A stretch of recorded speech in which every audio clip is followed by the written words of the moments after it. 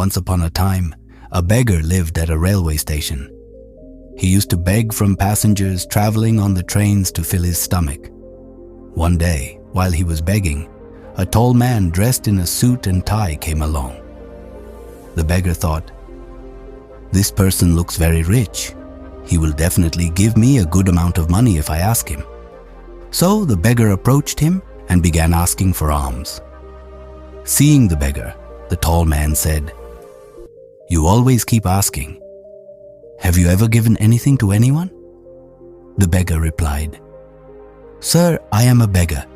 I can only ask. I don't have the means to give anyone anything."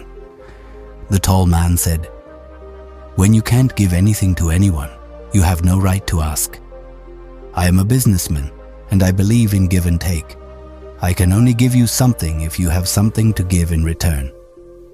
The tall man then boarded a train and left. The beggar was deeply affected by the tall man's words. He started thinking about them. He realized that perhaps the reason he did not receive much alms was because he never gave anything in return. But he was a beggar. How could he give anything to others? He pondered for 2 days without finding an answer to this question. On the third day, while sitting near the station, he noticed some flowers blooming on the plants around the station. He thought, "Why not give flowers in exchange for alms?" He liked this idea, so he picked some flowers. From then on, whenever someone gave him alms, he would give them a flower in return. The people were pleased with the flowers and kept them. The beggar continued this practice daily. He would pick flowers and distribute them in exchange for alms. Soon he realized that more and more people started giving him alms.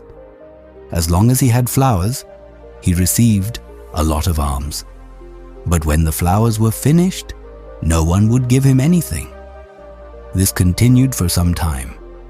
One day while begging, the beggar saw the same tall man who had inspired him to give flowers.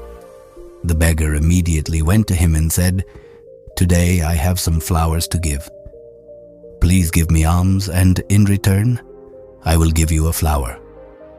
The tall man gave him some money, and the beggar gave him a flower. The tall man liked this idea and said, "Wow, what a great thing. Today you've become a businessman like me." The beggar smiled. And as the tall man left the station, the beggar kept thinking about his words.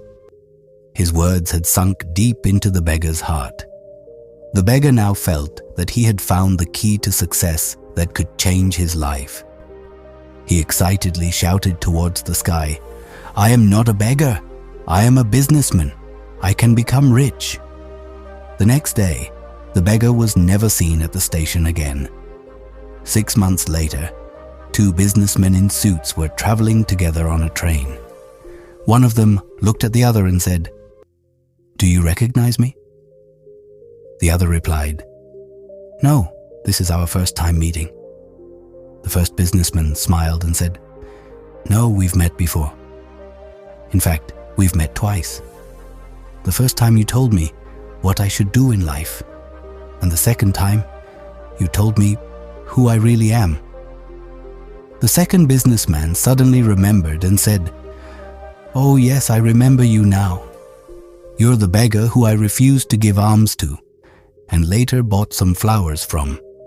The first businessman smiled and said, "Yes, I am the same beggar. But now I am a big flower vendor, and I am on my way to another city for business."